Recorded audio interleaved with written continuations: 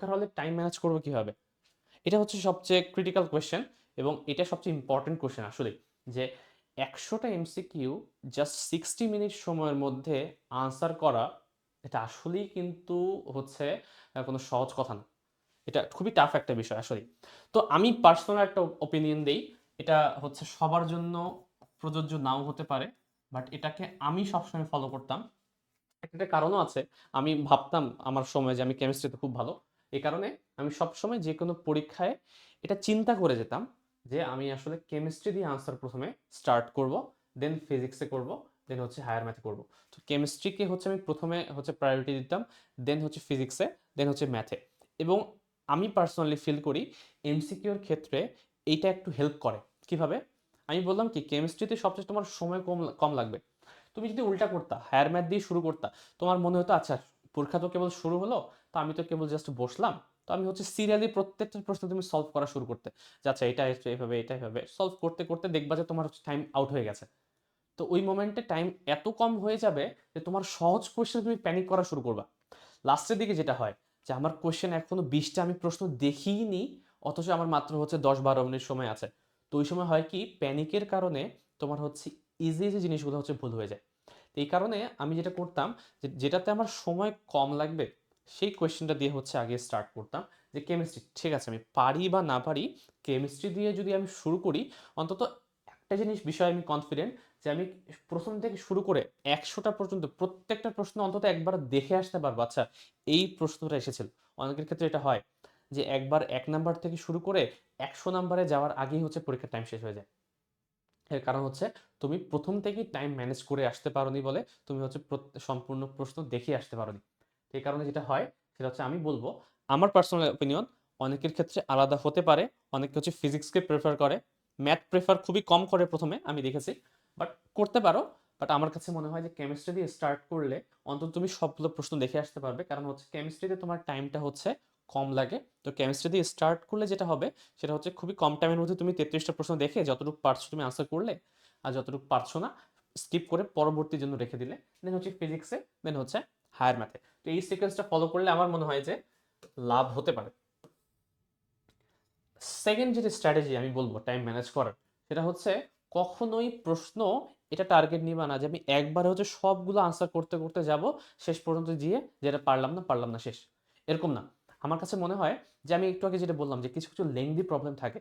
তো ওটা করো কি, ওটা হচ্ছে তুমি একটা গোল্লা বা ফোঁটা দিয়ে রাখো যে হ্যাঁ এই প্রশ্নটা আমি পারবো ঠিকই, বাট বড় হওয়ার কারণে আমার মনে হচ্ছে এটা টাইম কনজিউমিং হতে পারে। তো এটাকে আমি স্কিপ করে যাই আপাতত। আপাতত আমি কিন্তু বলছি না একেবারে হচ্ছে ছেড়ে আসতে। আপাতত স্কিপ করে যাই। ১ম এ ১ থেকে শুরু করে ১০০টা প্রশ্ন এভাবে আমি যেটা যেটা সহজ মনে হচ্ছে তাড়াতাড়ি হবে সেটা আমি হচ্ছে আনসার করে ফেলছি। আর যেটা আমার কাছে মনে হবে যে খুবই লেংদি হচ্ছে বা খুব বড় হয়ে যাবে, টাইম কনজিউমিং, অথবা আমি পারছিই না, একবার ট্রিকি প্রশ্ন চলে এসেছে, ওটা তো একেবারে স্কিপ করে দাও। পরবর্তী সময় থাকলে দেখবে। বাট এই যে একবার হচ্ছে টোটাল প্রশ্নটা একবার রাউন্ড দিয়ে সেকেন্ড রাউন্ডে এসে তুমি হচ্ছে প্রশ্ন যেটা যেটা ছেড়ে গিয়েছিলে সেগুলোকে আনসার করো। তো এটা আমি লিখেছি এখানে যে প্রথম অ্যাটেম্পটে প্রথমবার যখন তুমি হচ্ছে প্রশ্নটা দেখছো, তুমি কখনোই সবগুলো একবারই আনসার করার ট্রাই করিও না। যেটা তুমি একেবারে কনফিডেন্ট এবং টাইম কম লাগবে তুমি শিওর, সেটাই শুধু শুধু আনসার করো। আর কিছু কিছু জিনিস ছেড়ে চলে যাও। পরবর্তীতে যখন তোমার সবগুলো কোয়েশ্চেন দেখা শেষ এবং দেখার পরে হচ্ছে তুমি হচ্ছে জাজ করতে পারবে আচ্ছা এখন আমার এতগুলো আনসার হয়ে গেছে, তাহলে আমি এখন হচ্ছে ফেরত গিয়ে যেটা যেটা আমি পারতাম সময়ের কারণে আমি ছেড়ে এসেছিলাম সেগুলোকে তুমি এখন আনসার করা স্টার্ট করো। দেখবে যে তোমার ম্যাক্সিমাম হচ্ছে তুমি আনসার করে আসতে পারবে। ঠিক আছে? এবং একটা জিনিস আমি বলি বুয়েটের ক্ষেত্রে এটা ভালো, সবার ক্ষেত্রে না। বুয়েটের এক্সামে কোয়েশ্চেনটা আগে দিয়ে দেয়। আগে বলতে আমি যদি রিটেন কথা এক্সামের কথা বলি, রিটেনের মধ্যে মানে ৫ থেকে ১০ মিনিট আগে দিত। প্রিলির ক্ষেত্রেও আমার মনে হয় এটা দেওয়া উচিত। আমাদের ব্যাচে প্রিলি ছিল না, আমি প্রিলি দেইনি।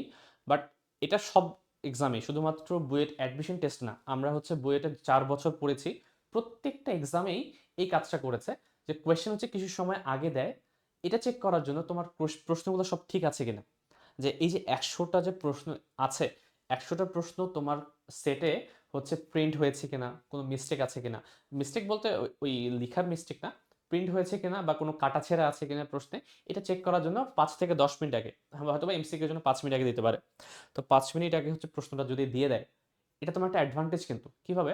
তোমার প্রশ্নের সবগুলো হতে ছাপানো হয়েছে কিনা এটা দেখতে কত সময় লাগবে? 5 মিনিট তো আর লাগবে না। তুমি ইজিলি হচ্ছে 30 সেকেন্ডের মধ্যে, হাইয়েস্ট ধরলাম 1 মিনিট লাগলো, তুমি খুবই একদম প্রত্যেকটা প্রশ্ন লাইন বাই লাইন দেখছো যে কাটাছেঁড়া আছে কিনা, কোনো সমস্যা আছে কিনা। 1 মিনিটের সময় যদি লাগে, বাকি 4 মিনিট তুমি কি করতে পারবে? তুমি প্রশ্নটা কিন্তু চোখ বুলাই রাখতে পারো। হ্যাঁ, এই জিনিসটা স্ট্রিক্টলি ফলো করতে বলে পরীক্ষার হলে, যে ওই 5 মিনিটে তোমাকে শুধু প্রশ্ন দেখতে দিবে, তুমি কিন্তু আনসার করতে পারবে না। ভুলেও আনসার করা স্টার্ট করো না। এটা বুয়েটে হয় মাঝে মাঝেই, যে তোমাকে হচ্ছে না বলেই তোমাকে জাস্ট সাইলেন্টলি হচ্ছে এক্সপ্লেন করে দিতে পারে যে আমি যেই কথাটা, তোমার হচ্ছে গার্ড যারা আছে স্যাররা, ওনারা যেই কথাটা বলবে সেটা হচ্ছে 100% ফলো করার ট্রাই করবা, কখনো এদিক ওদিক করবা না। তোমাকে যদি বলে যে এটা করতে হবে, জাস্ট এটা করতে হবে, শেষ, আর কিছু না। ঠিক আছে? তোমাকে যদি বলে যে হচ্ছে তোমার ওই বোর্ড আনা যাবে না, আনা যাবে না। তোমাকে যদি বলে হচ্ছে পেন্সিল রাবার আনা যাবে না, আনা যাবে না।